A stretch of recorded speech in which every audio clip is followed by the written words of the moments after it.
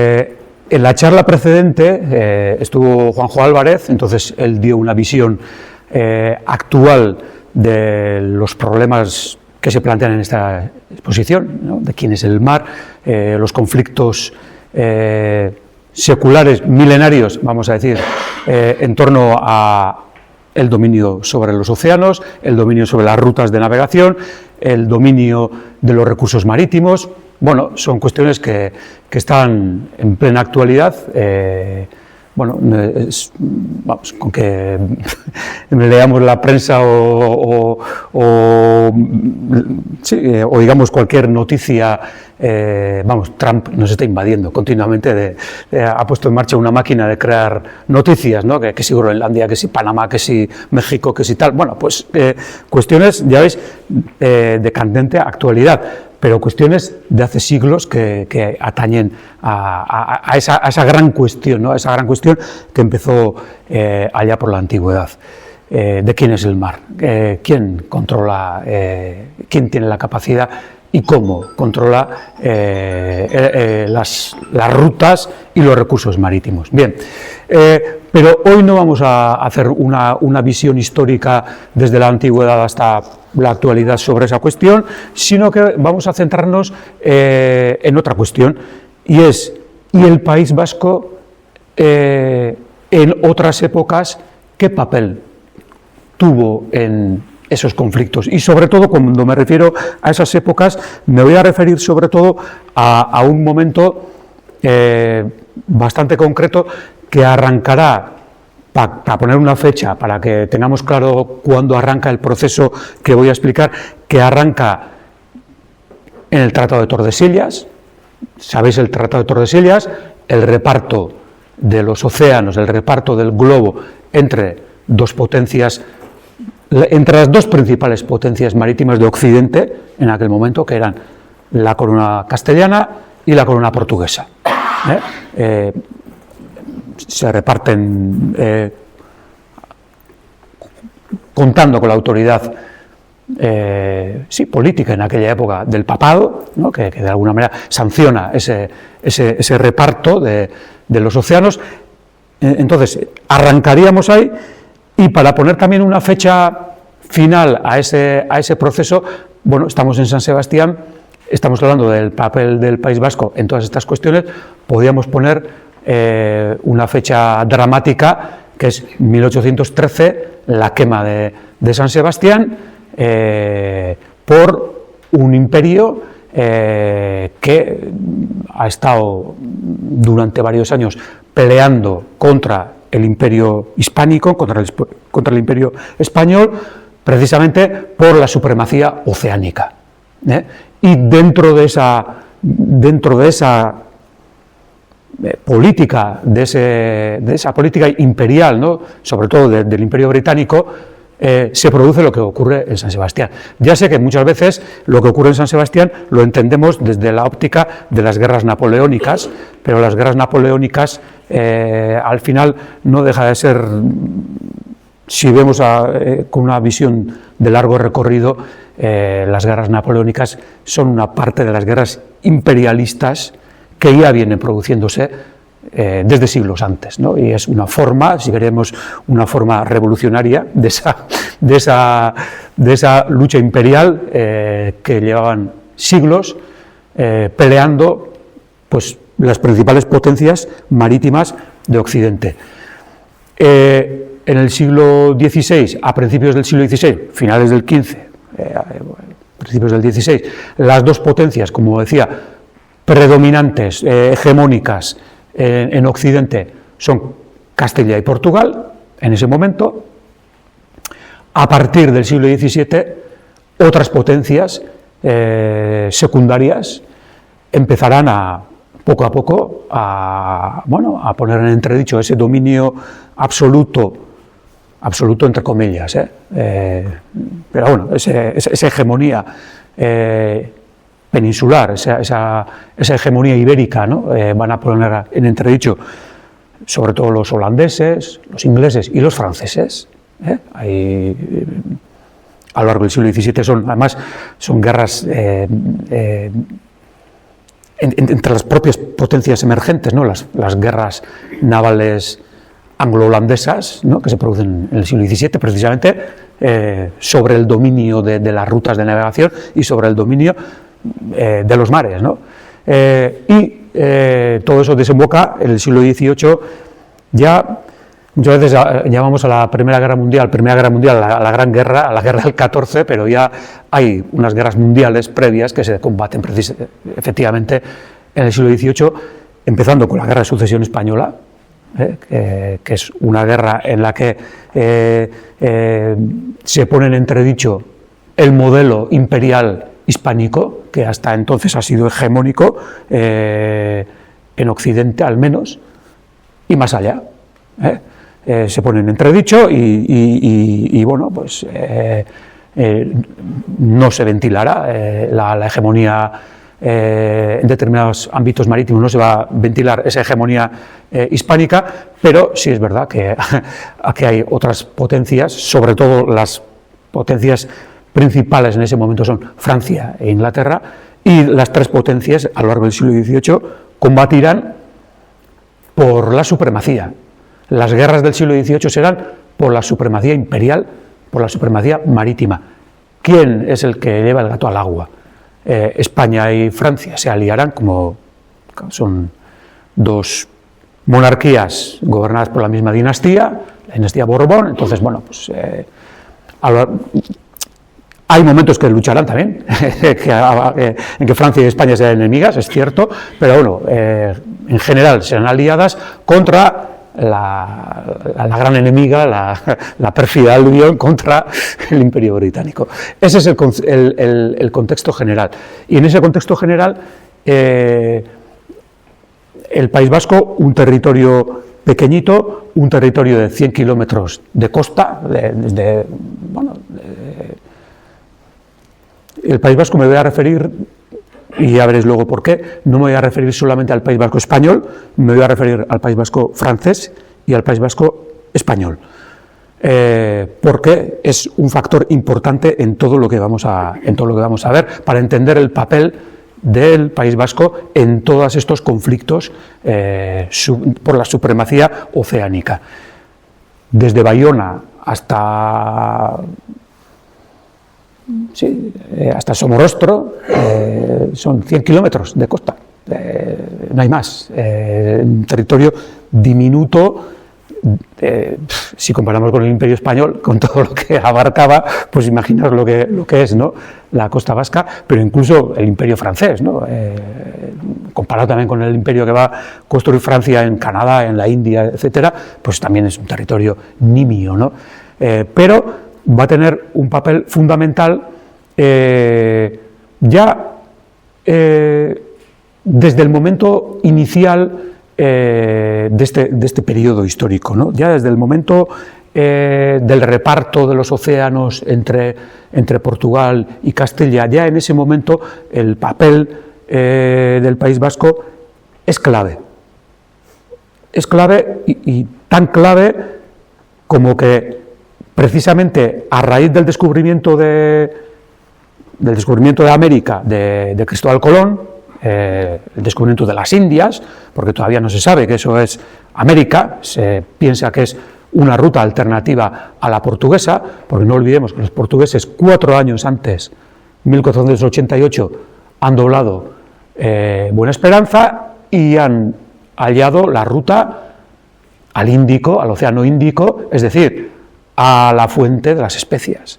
Eso lo consiguen el año 88, 1488, y es cuando, ostras, la otra potencia enliza, Castilla, es cuando financia, por ejemplo, a Cristóbal Colón, ese tío que se presenta en la corte diciendo que la Tierra es redonda, y si la Tierra es redonda, si se puede ir a las especias navegando hacia el este, navegando al oeste, también.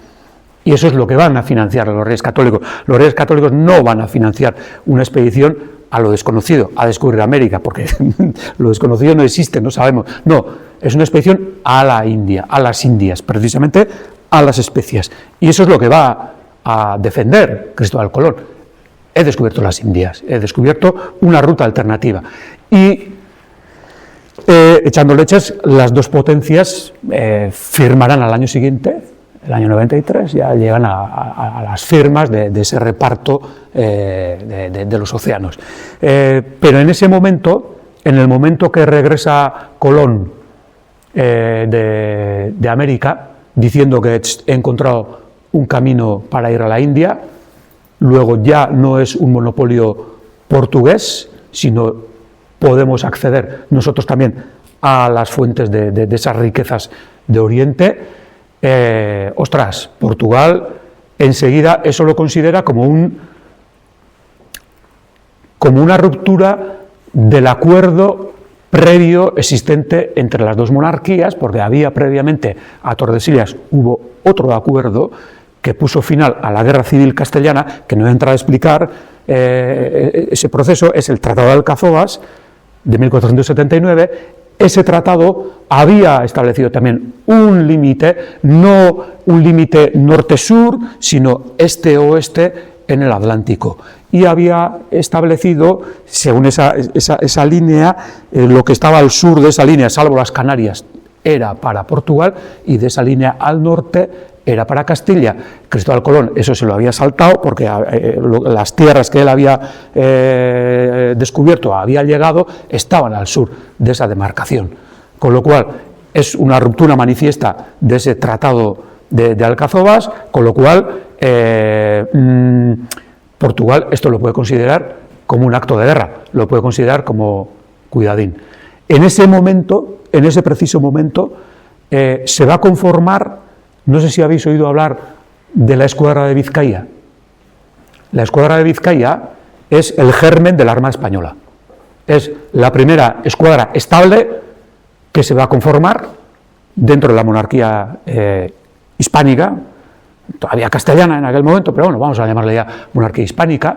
Es la primera escuadra estable de buques de guerra estables al servicio de la monarquía para defender sus intereses. Y esa escuadra se va a movilizar y se va a poner en guardia como elemento de disuasión frente a Portugal para que ay de ti si te mueves. No te muevas, no se te ocurra romper hostilidades, porque a ver si vas a perder todo lo que has conseguido. Y efectivamente Portugal se avendrá a un acuerdo diplomático entre las dos monarquías, que al final se va a sellar. Primero Castilla, evidentemente, irá donde el Papa Borgia, donde Fernando el Católico, pues evidentemente, irá donde su paisano Alejandro VI, Borja, y le va a decir: mira, aquí todo lo que hemos descubierto es nuestro. Él lo va a dar, las bulas alejandrinas, que se llama, ¿no?, ese reconocimiento, pero luego ya las dos potencias se van a sentar y van a firmar el tratado. Ya veis que ya en el momento de nacimiento de esta fase histórica hay una intervención vasca que es capital. ¿Y en qué se cifra esa intervención? Se cifra en buques, barcos, en medios navales necesarios para la hegemonía, para ejercer la hegemonía naval. Es decir, barcos que en caso de guerra van a combatir. Esa es la situación. Y a lo largo del siglo XVI y también en el siglo XVII, con cambios, luego ya llegaremos, el papel fundamental del País Vasco español, Guipúzcoa y Vizcaya, con respecto a la monarquía hispánica, va a ser precisamente la construcción de buques oceánicos. De esa cuestión, de las cuestiones, no voy a entrar en las cuestiones tecnológicas, porque tengo otra intervención dentro de 2 meses en los que voy a hablar de la cuestión tecnológica en relación a las hegemonías marítimas. Entonces, esa cuestión lo relego para aquel día, pero tenemos que tener en cuenta que el gran aporte del País Vasco, la principal aportación del País Vasco, va a ser desde la óptica de la monarquía, en un principio va a ser buques, barcos.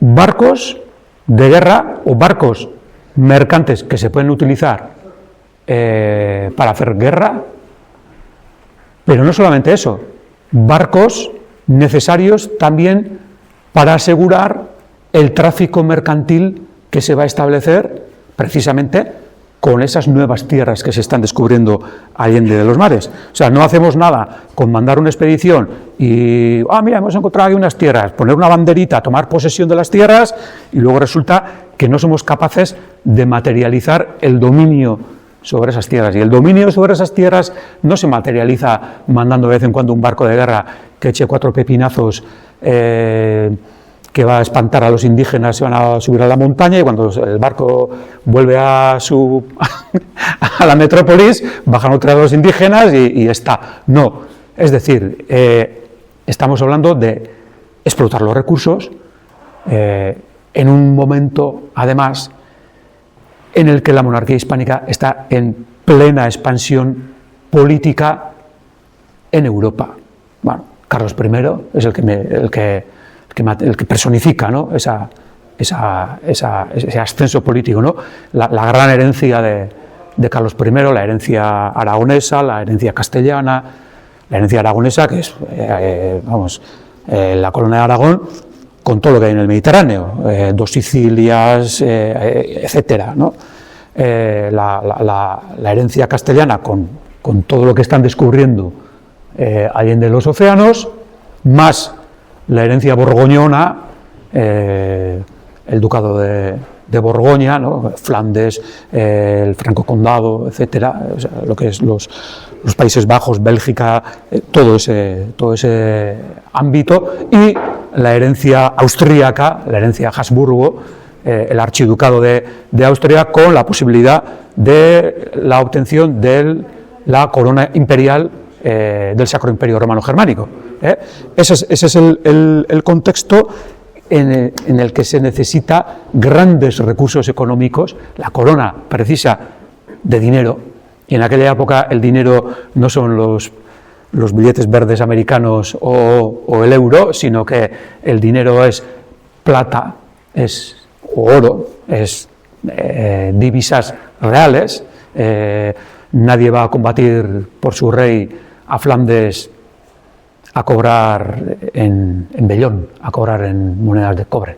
A mí se me paga en plata, y a mí si se me paga en plata, muy bien, pues voy allí a Flandes, y si salgo vivo de allí, pues oye, me vengo con una buena bolsa. Ese es el tema, ¿no? Y nadie vende cañones al rey si no paga en plata, etcétera. Y todos esos recursos vienen de ultramar, vienen de allí. Y traer todos esos recursos precisa de una flota, precisa de una capacidad de barcos oceánicos que precisamente se construyen en una proporción inmensa, se construyen precisamente en Guipúzcoa y en Vizcaya. Y digo que es una proporción inmensa.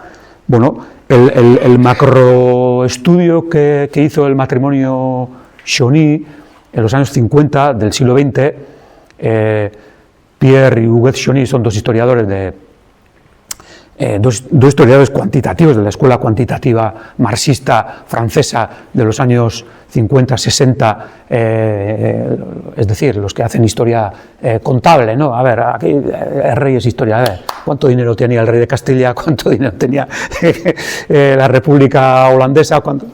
¿No? O sea, los que hacen historia cuantitativa. Y ellos se vaciaron todos los libros de averías y los libros de permisos del Archivo de Indias, y estudian, y la monografía que publican es un listing de teléfonos terrible. Son listas de barcos. Año 1568, San Juan, San Pedro, Nuestra Señora de la Concepción, no sé qué, no sé cuántos, Nao, tal. Una lista de barcos, el 80%. Es decir, los barcos que salen de Sevilla dentro del monopolio sevillano. Que ya sabéis que me he pasado aquí varios pueblos, quizá, ya sabéis que la monarquía hispánica, para gestionar todo ese pastelón, ostras, ¿cómo vamos a gestionar esto? ¿Cómo lo vamos a hacer? ¿Le voy a hacer caso a Colón? Que él dice, no, negociamos con Colón, que lo que se descubra y tal, yo seré el capitán general de todo eso y tal, y seré el señor feudal, ¿no?, de lo que encuentre al otro lado de los océanos. Le hago caso a Colón, le dejo ese pedazo de pastel a Colón, o vamos a hacer una gestión pública del pastel.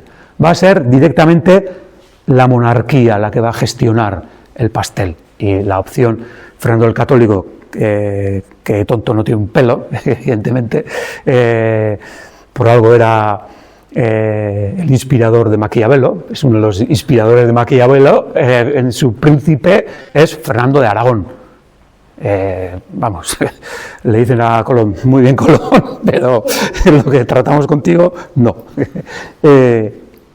Hay otras nuevas reglas de juego, y eso se va a materializar en la creación de la Casa de Contratación de Sevilla, investido del monopolio del tráfico con América y de la gestión de todo lo que allí se está descubriendo. Entonces,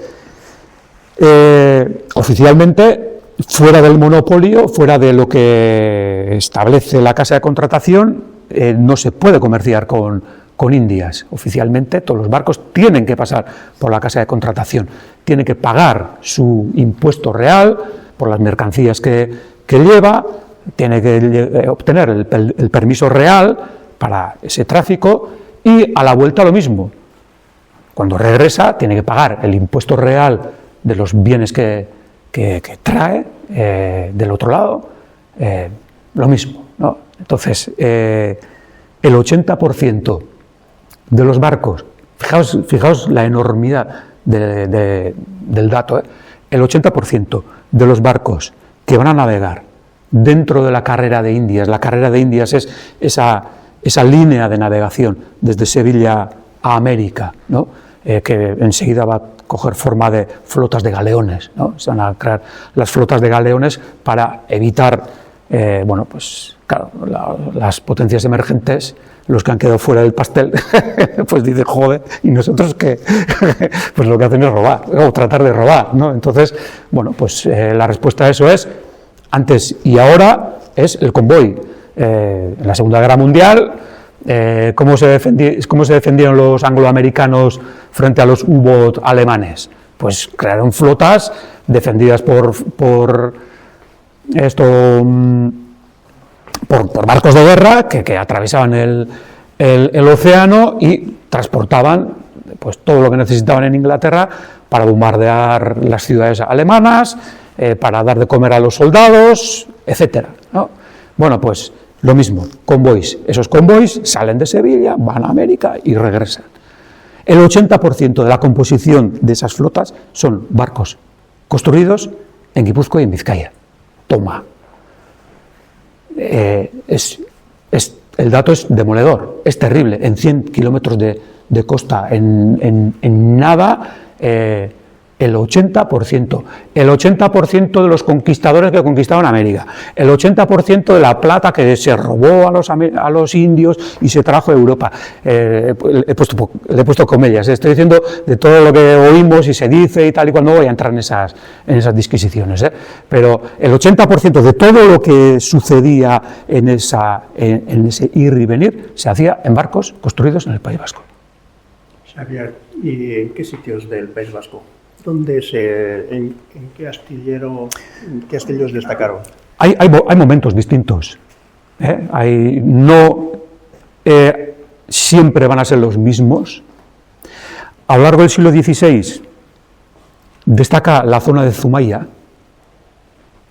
destaca Mutriku, con el Valle del Deva, porque claro, Mutriku, cuando vemos Mutriku vemos el puertico de Mutriku, pero Mutriku, el río Deva hace límite entre Mutriku y Deva, es decir, la ría de Deva no es Deva, El lado oriental sí es Deva, pero el lado occidental es Mutriku. O sea, y el río Deva es una arteria principal por el que discurre madera, hierro, etcétera, ¿no? Y lo mismo sucede en Zumaya. San Sebastián también va a tener un papel importante, Pasajes va a tener un papel importante, pero luego es muy curioso, a partir de finales del siglo XVI, Mutriku y Zumaya decaen y crecen de manera descollante Pasajes, sobre todo Pasajes, la cuenca baja del Oria. Digo cuenca baja del Oria porque no solamente es Orio, es desde Orio hasta Aguinaga. El gran astillero, de hecho, Mapil, está en Aguinaga, donde se van a construir parte importante de los galeones de guerra, etcétera, se van a construir ahí. Entonces, la cuenca baja del Oria, y después en Vizcaya, sobre todo, pero ya el de Vizcaya es un caso más centralizado. Hoy en día también lo es, ¿no? Bilbao es indiscutiblemente la gran ciudad de Vizcaya. En Guipúzcoa tenemos alguna gran ciudad, indiscutiblemente no en el mismo grado que tenemos en Vizcaya. Esa macrocefalia o esa cabeza de Vizcaya, que en época medieval fue Bermeo y que luego es indiscutiblemente Bilbao y la ría de Bilbao, en el siglo XVI lo será, y en el siglo XVII también. En el siglo XVI, a mediados del siglo XVI, es una pasada. Os he dicho, el 80% de la flota que va y viene en América es oriunda del País Vasco. De esa flota, de la flota que hay en el País Vasco, a mediados del siglo XVI, el 20% de la flota es de Portugalete. O sea, es demoledor. O sea, fijaos, solamente la flota de una villa supone quizá el 10% del tráfico imperial. O sea, la flota de Portugalete. O sea, son unos datos que dices, ostras, te caes para atrás. O sea, es como, joder, ostras. ¿Y por qué se dio tanto esa especialización, ¿no?, de industria aquí? Sí. ¿Por qué no ocurrió en Andalucía, por ejemplo? Eso es. Hay varios factores, que es lo que vamos a ir desgranando a lo largo de esto. Pero una primera respuesta te voy a dar, porque sí es verdad que igual he pasado varios pueblos para llegar a esto. Y yo creo que sí es importante empezar por un dato interesante, y es, a pie de astillero, vamos a decir, a pie de orilla del mar, a diferencia de lo que ocurre en muy pocos sitios, o sea, en muy pocos sitios del mundo ocurre eso, en nada, en 10 kilómetros a la redonda tienes toda la madera que quieres y todo el hierro que necesitas. Sí, la producción de hierro aquí era... Claro, en Vizcaya hay en marcha en torno a unas 200 ferrerías, otras en torno a 200 ferrerías en Guipúzcoa. No solamente producen hierro, que ese es otro, lo vamos a hablar aquí, del hierro, otro elemento absolutamente estratégico, no solamente hierro para hacer armas, para hacer herramientas, para hacer aperos, para hacer... No.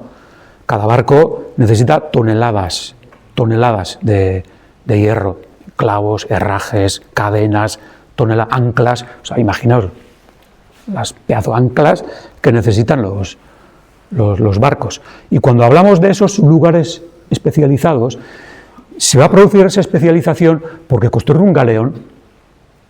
un galeón, por una parte efectivamente necesitas a un constructor y necesitas a mano de obra especializada, necesitas esos recursos, pero luego necesitas toda una cadena enorme de industrias auxiliares que llamamos hoy en día, que son claveteros, herreros que hacen cadenas, ancoreros, escultores que tallan los leones y que hacen los balaustres, cordeleros, gente que hace las jarcias, infinidad de oficios que al final, ¿dónde va, un cordelero, ¿dónde va a poner su negocio? Pues, joder, pues donde le van a comprar cuerdas, ¿no? Si pone la cordelería en Oñate, sus clientes potenciales pues son los propietarios de vacas y mulos que le van a pedir las cuerdas necesarias para sus animales, pero si ese tío pone ese negocio en pasajes, ostras, cada barco necesita kilómetros de jarcia, kilómetros de cuerdas. Entonces, es un proceso de retroalimentación. En el momento que se empieza a construir un barco grande, eso mismo genera, es decir, alimenta, ¿no?, a la economía del entorno, y toda la economía del entorno se vuelca a las necesidades de esa gran actividad. Con lo cual, ¿cuál es el retrato de ese momento? El retrato de ese momento es, al final, Guipúzcoa y Vizcaya, y lo mismo pasa al otro lado de la frontera, en Labor, son territorios que están absolutamente dedicados a las actividades marítimas. Su finalidad principal es producir por y para el mar. Y lo que no se produce para utilizar en la construcción naval, se utiliza para exportar por mar, con lo cual necesitamos una flota también propia para exportar nuestras producciones, o, ya que vendemos al rey barcos, ¿qué más necesita el rey? Necesita cañones, necesita espadas, necesita arcabuces. La industria armamentística, ese es otro aspecto de la industria metalúrgica y de la madera, porque las armas no solamente son de hierro, las culatas, las guardamanos, o sea, todo lo que necesitan los fusiles, las gualderas de la artillería, o sea, son toneladas y toneladas de madera, de piezas especializadas, de formas especializadas, las formas de los fusiles, no cualquier madera, no sirve cualquier tabla, mira, con esto te hago un fusil, no, o sea, es toda una especialización, y todo tiende al mar, o sea, todo depende de la mar. Pero vamos a ir más allá, ya verás cómo iremos más allá en esa explicación. Aquí hay toda una serie de productos, hemos hablado de la jarcia, bueno, pues aquí hay poleas, había poleeros, o sea, maestros que hacían poleas, maestros que hacían cuerdas, todo esto. Otro producto que hemos puesto aquí es la grasa de la ballena, que hemos puesto estas dos. Como no podíamos poner un barril de grasa de ballena, pues, entre otras cosas, porque está prohibido cazar ballenas, pues no podíamos traer un barril. Entonces, bueno, hemos traído dos anforetas que se utilizaban en aquella época como elementos de iluminación.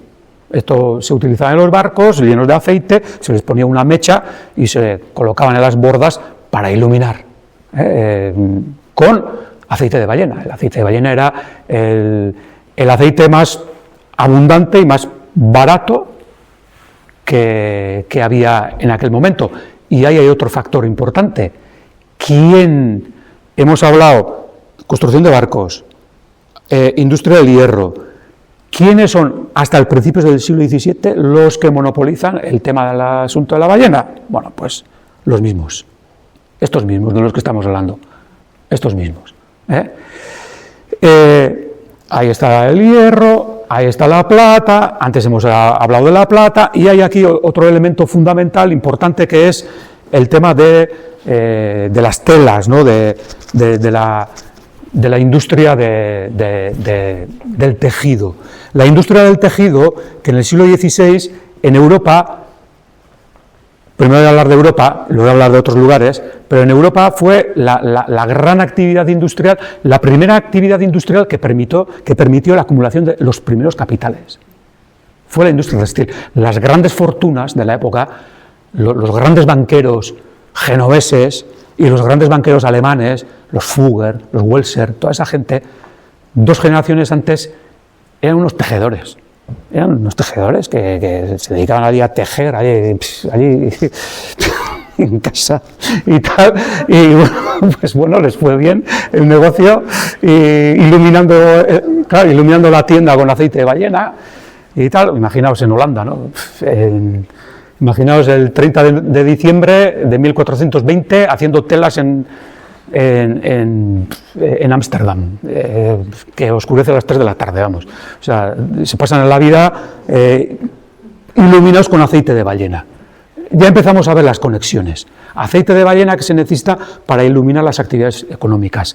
La principal actividad económica es la elaboración de telas. Elaboración de telas que se hace con lana castellana, en parte importante. La lana castellana, ¿quiénes son los que transporta? Pues son generalmente una serie de armadores desde Santander hasta Fuenterrabía. Esos son los que... No hay asturianos, no hay gallegos, no, son santanderinos, bilbaínos, de Barras, hemos hablado de Mutricu antes, gente de Deva, gente de San Sebastián y algo también Fuenterrabía, sobre todo las lanas navarras. Lanas que se necesitan para hacer esas telas que se traen luego a España, telas que luego se embarcan en Sevilla y se llevan a América y vale su precio en plata, y bueno, ahí tenéis también la plata, luego a la vuelta se trae plata, telas occidentales, telas orientales, no digamos nada, las sedas, estos dibujos son originales, son posteriores, son del siglo XVIII, son de un guetariarra que fue un empleado de la Compañía de Filipinas, que tenía su factoría en Cantón, en China, y él era el factor de la Compañía de Filipinas en Cantón, y era un ilustrado, y son sus dibujos, los dibujos de la moda china de finales del siglo XVIII. Ahí tenéis las ropas de seda, etcétera, ropas de seda que valían un potosí, y nunca mejor dicho, porque esas telas, los chinos lo único que aceptan de los bárbaros blancos, y lo mismo en la India ocurre con las telas de algodón, las muselinas, las telas de gasa, esas telas que parece que flotan en el aire y tal, que se elaboran en la India, todas esas telas que en Europa la gente, los pudientes están dispuestos a pagar una fortuna por esas telas lo único que aceptan los chinos y los indios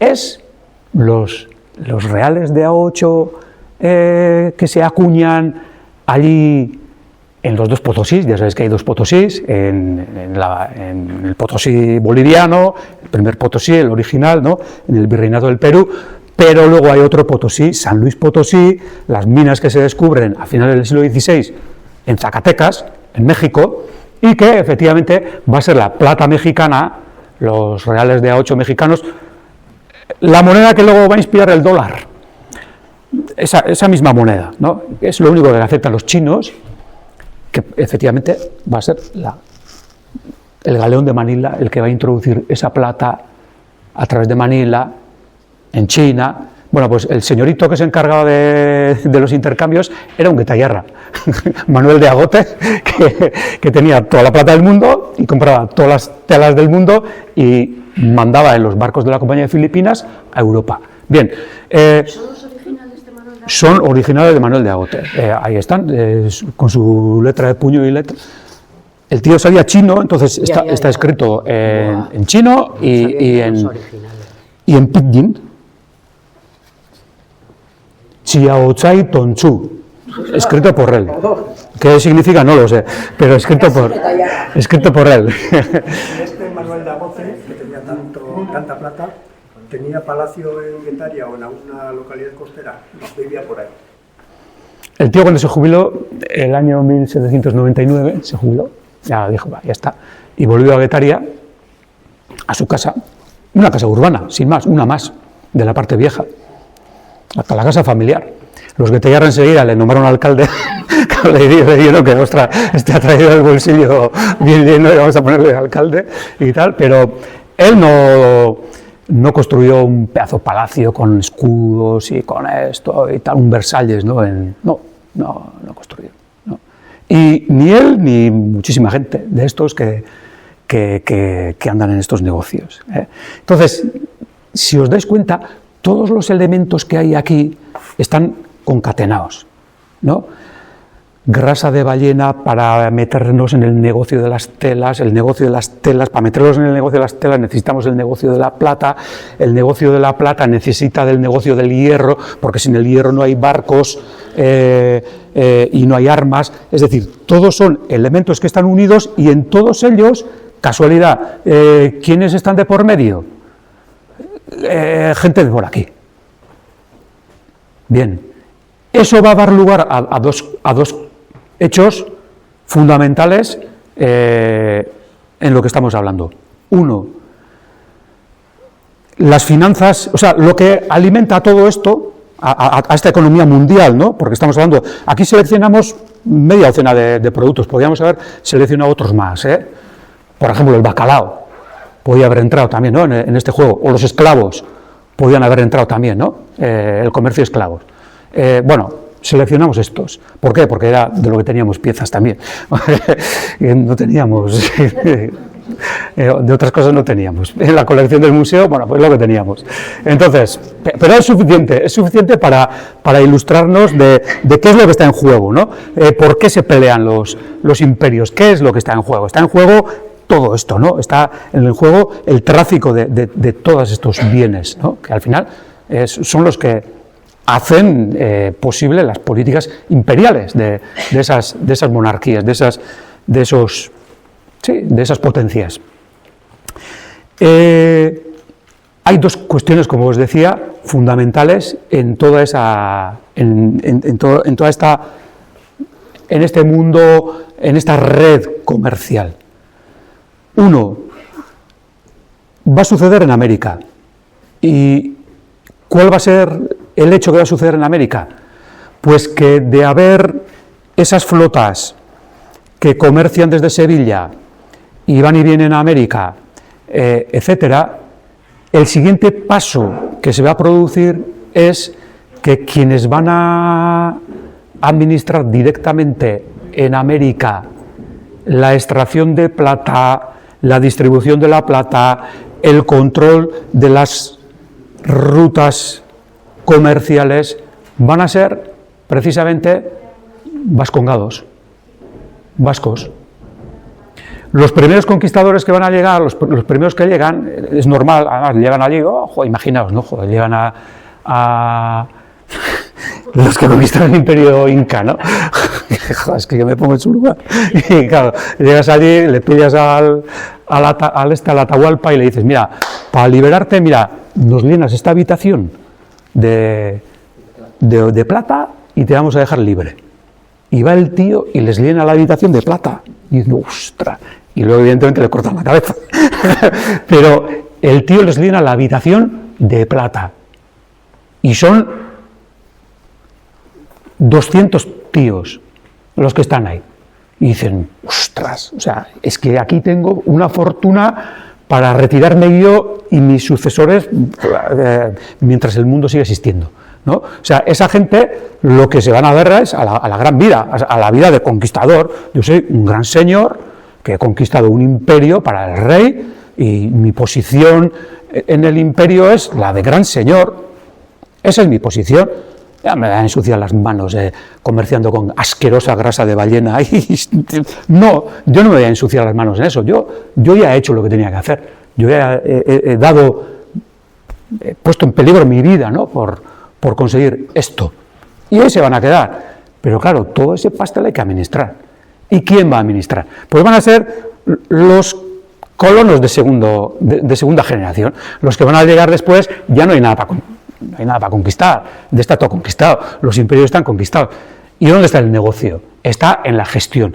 Y como los que primero han llegado se dan a la buena vida, tienen toda la plata del mundo, que quiero vestirme como el emperador de China, a ver, ¿cuánto vale el puñetero traje ese? A ver, ¿cuánto?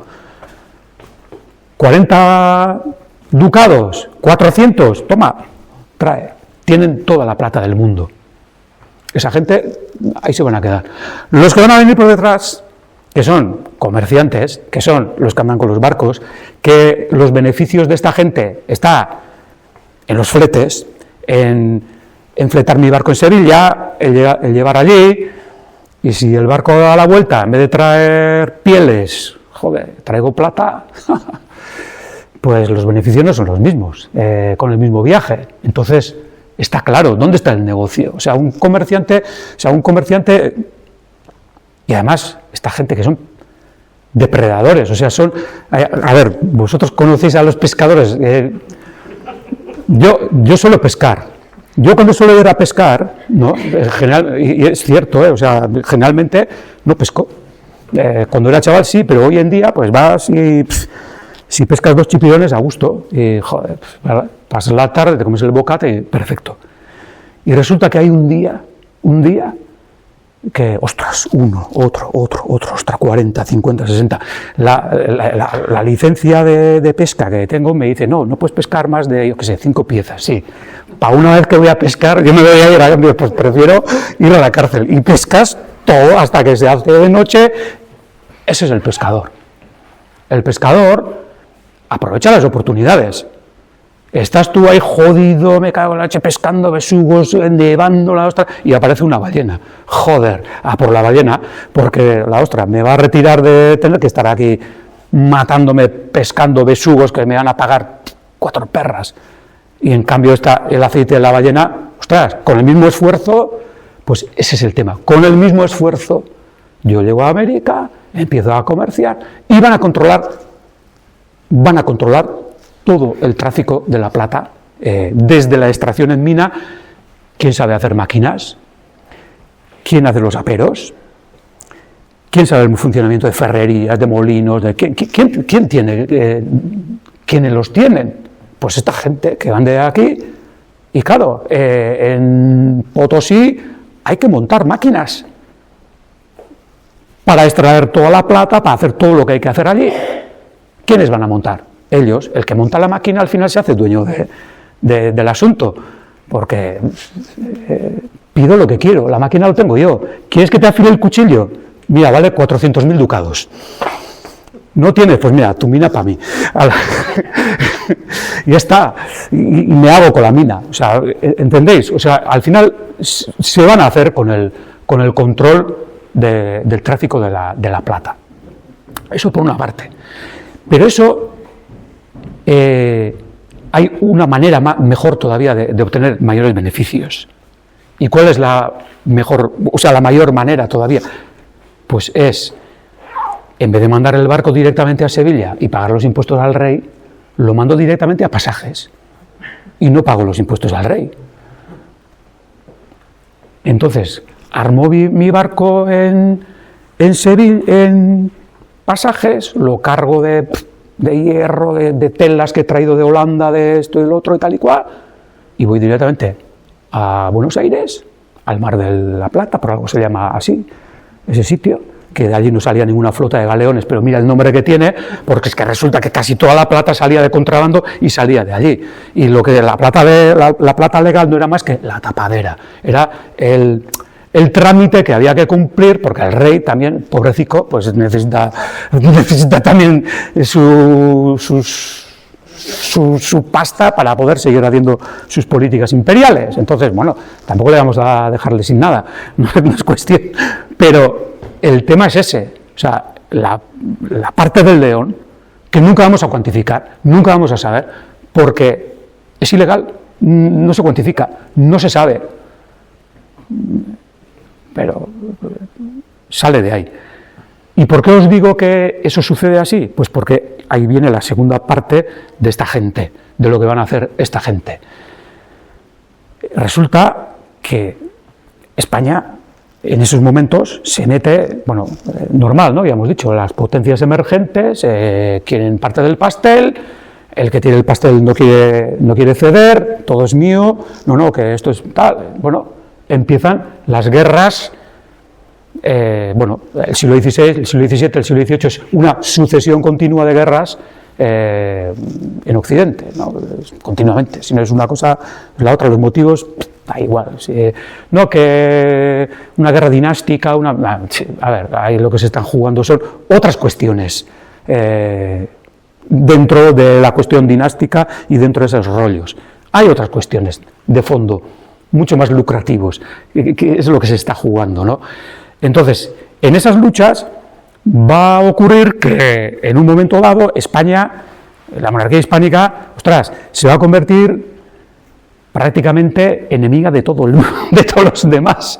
Es enemiga de Francia, evidentemente, pero es enemiga de Inglaterra, es enemiga de las provincias rebeldes, de esas provincias que antes eran parte de la monarquía, pero que ahora se han rebelado porque dicen que son protestantes y no sé qué, y cogen la banderita de la religión, es que vosotros sois unos perros católicos, la ostra, no sé qué, pim pam, y empiezan ahí a matarse entre ellos y tal y cual, y venga la bandera de la religión, y venga la bandera de la religión, perfecto, pero el tema es que en esas guerras, bueno, la guerra de Holanda son 80 años, la guerra de independencia de Holanda son la guerra de los 80 años, son 80 años de guerra, no son, no sé, 2 años, son 80, son generaciones de gentes que se matan y tal y cual.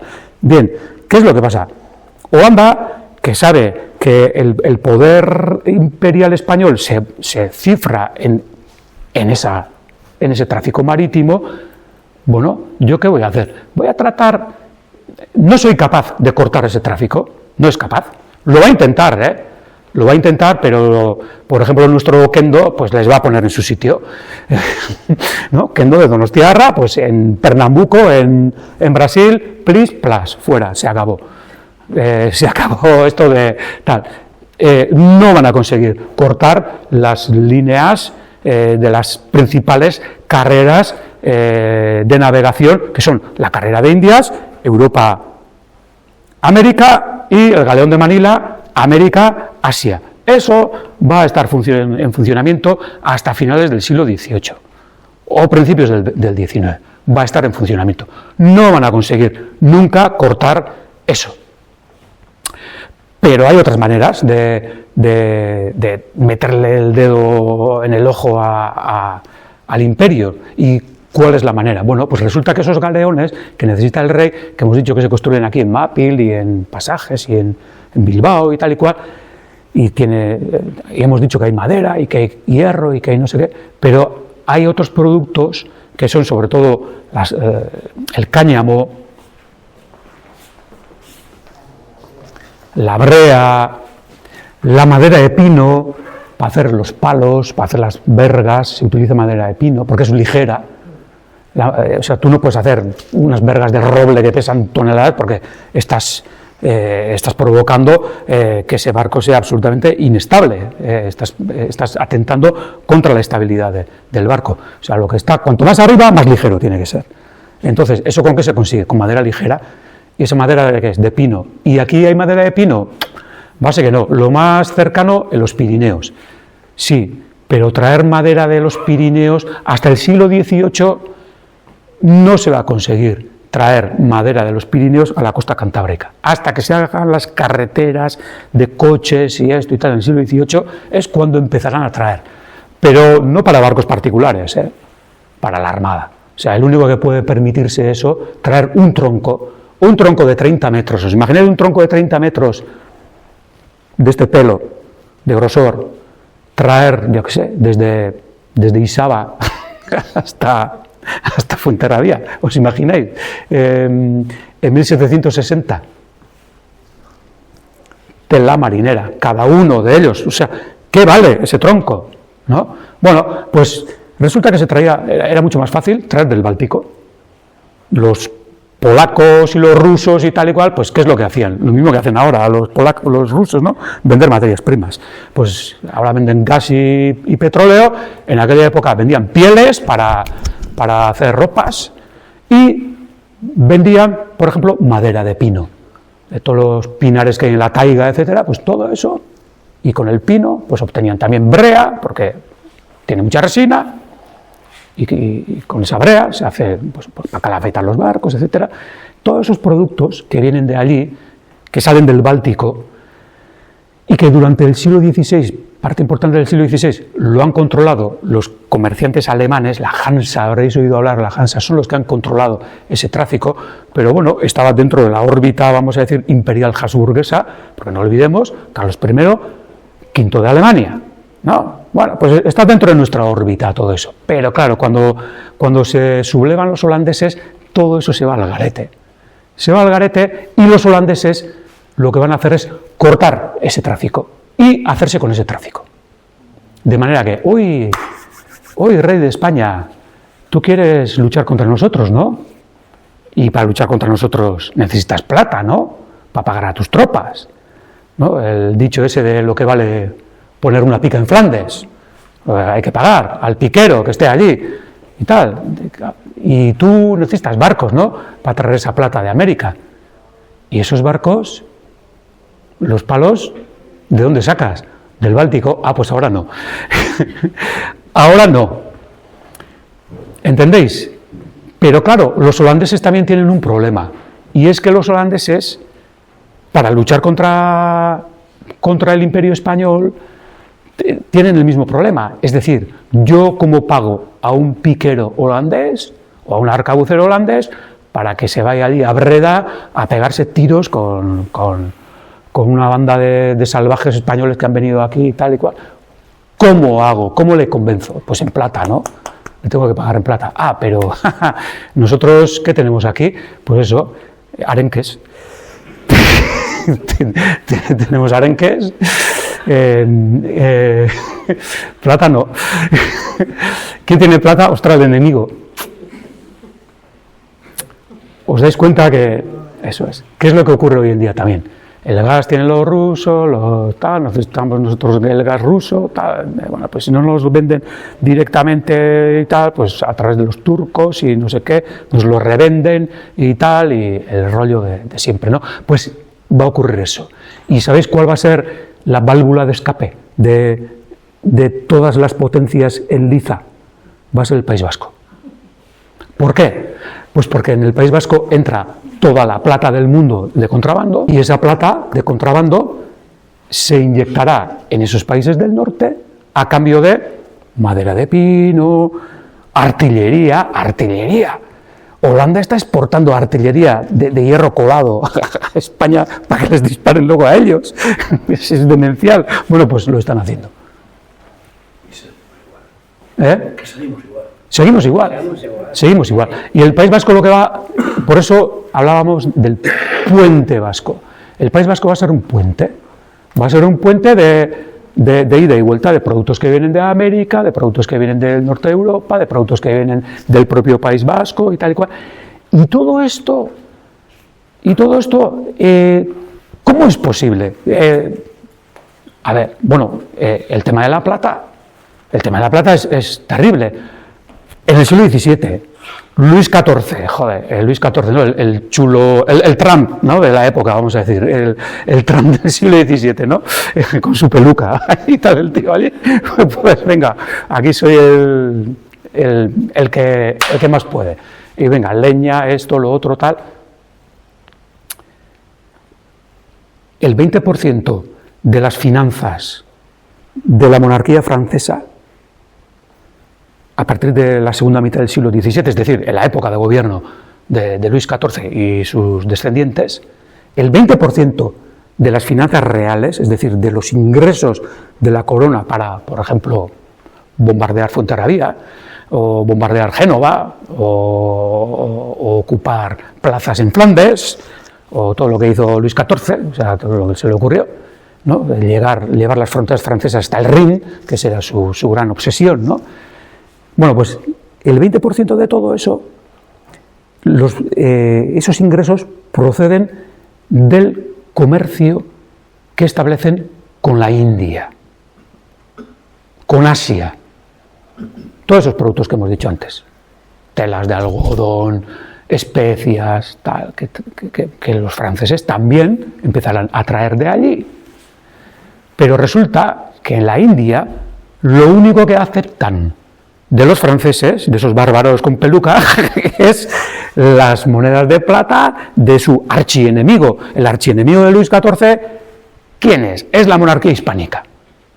es la monarquía hispánica, es Felipe IV y Carlos II, que es el que tiene la plata, y tú no tienes plata, y tú necesitas plata, y tal. Entonces, lo mismo, sucederá lo mismo. ¿De dónde leches consigue Luis XIV la plata necesaria para ir a la India, vender a los, o sea, comprar a los indios todo eso, traerlo a Europa, venderlo en los mercados europeos y sacar la pasta, y de todos los impuestos que genera todo ese tráfico, cubrir el 20% de los gastos para poder hacer Versalles, para hacerme mis pelucas, para hacerme mis perfumes, mis casacas, mis chorradas que hago allí en la corte, mi músico, mi tal, y mis ejércitos y flotas. Bueno, pues lo mismo. Lo mismo. Y además, joder, con el agravante de que, claro, es que Guipúzcoa, al otro lado de Lapurdi, la flota labortana que se dedica a pescar ballenas resulta que inverna en pasajes. Estamos en guerra, pero están aquí. El capital que se invierte es de aquí, de allí y de no sé dónde. Los marineros que contratan esos barcos son de aquí o de allí o de no se sabe de dónde. Y resulta que yo a mi primo le vendo pollos por Navidades, y al día siguiente pues voy con en la misma cesta, pues unos lingoticos de plata, ¿entendéis? Es decir, estoy ridiculizando la situación, hay unas redes de relación comercial y más allá de relación comercial, o sea, ya relaciones familiares, relaciones de sociedades, de compañías que arman los mismos barcos que van a cazar ballenas o a pescar bacalao, etcétera y tal. Es decir, ya existe ya toda una estructura empresarial que viene de antes, que hace que todo esto sea una cuestión contable. Mi socio, yo soy bayonés y tengo un socio donostiarra, y resulta que mi socio, además de invertir en ballenas, pues anda haciendo cosas en América con cosas que tienen que ver con plata. Esa plata viene de la compañía, y la compañía pues lo lleva a Bayona, y con esa plata pues mando mi barco a Pondicherry o a algún sitio de estos ahí en la India, por donde voy a traer algodón y voy a traer, ¿entendéis? O sea, y además, como generalmente las dos potencias van a combatir en bandos enemigos, en general, ¿no? Los enemigos de España son aliados de Francia. Luego tenemos un puente ahí, el copón, y además, la legislación foral, la legislación que tenemos aquí en la provincia, también en Vizcaya, permite todo esto. Ese es el otro factor. Permite todo esto. ¿Por qué? Uno, no hay aduanas en la costa. No hay. Con lo cual, no hay fiscalización del comercio. Dos, hay autorizaciones, o sea, hay reconocimiento de libertad de comercio y navegación, o sea, es un derecho de los guipuzcoanos, sin ninguna excepción de ningún tipo, libre comercio. O sea, si van a Terranova a cazar ballenas, no le piden permiso a nadie. Pues con la misma lógica van a Buenos Aires. Lo que pasa es que a esto lo llaman contrabando. Dice que esto es contrabando. Lo que hacemos en Terranova no. Pero es la misma lógica. O sea, son las mismas maneras de funcionamiento que tienen. Y además, en caso de que intervenga el rey en algún caso de estos, es que la legislación foral permite muchas veces salir airoso del pleito que se va a iniciar. Porque no, es que esta plata es para comprar vituallas. Es que claro, es que aquí no tenemos trigo. Y los puñeteros holandeses no nos venden el trigo si no es con plata. Y si no hay trigo, ¿con qué surtimos el castillo de Fuenterrabía, el castillo de la Mota? ¿Con qué? ¿Con qué defendemos la frontera, señores? Si no hay tal. ¿Entendéis? O sea, la legislación da herramientas jurídicas para que en caso de que haya denuncias, en caso de tal, pues salgan airosos de todo esto. Ya, para ir terminando, aquí está la legislación foral para que veáis que no me lo estoy inventando, vamos. Una de las recopilaciones forales del fuero de Guipúzcoa, y os voy a leer solo una parte, una de las leyes del título 19, capítulo 4, y se titula esa ley, ese fuero, se titula: cómo en tiempo de guerra entre las dos coronas de España y Francia se ha permitido a los de la provincia de Guipúzcoa el comercio libre de alimentos y mercaderías no prohibidas con la provincia de Labort en Francia, y las condiciones y capítulos que suelen asentarse en el tratado por vía de concordia y con orden especial de su majestad. Es decir, los tratados de conversa, habréis oído hablar, se firman en casos de guerra. Los dos territorios, encima, es que firman tratados por los que se permite comerciar. Y los víveres que comenta ahí, libre comercio de bastimentos, de alimentos, se pagan con plata. Los labortanos no te venden trigo o sal o puercos, me da igual lo que sea, no te venden a cambio de moneditas de cobre, eso ya tienen ellos también, no, plata. Con lo cual, te pillan a ti con el barco lleno de plata y tú, ¿dónde vas con esta plata? No, voy a comprar trigo a Bayona. O sea, es muy difícil con las capacidades que tiene la administración en aquella época, que no hay ni radares, ni GPS, ni radios, ni helicópteros, ni nada. O sea, ¿tú cómo le pillas cómo pillas a un infractor? ¿Cómo le pillas a un infractor? Es muy difícil, ¿eh? Y bueno, está lleno de cómo, en observancia del fuero de la provincia, expresado en la ley precedente, se mandaba asegurar en tiempos muy antiguos a los que traían mantenimientos a ella. Es decir, todos los que vienen de fuera con mantenimientos, aunque sean enemigos, a eso no se les toca. Estamos en guerra con Holanda, estamos en guerra con Inglaterra, estamos en guerra con Francia. Viene un holandés con su barquito cargado de trigo, y debajo del trigo pues puede traer lo que quiera, telas, esto, lo otro, tal, y no se le puede tocar el pelo. Ninguna autoridad puede, a ver, ¿tú qué? A ver, tú eres enemigo, tío. No.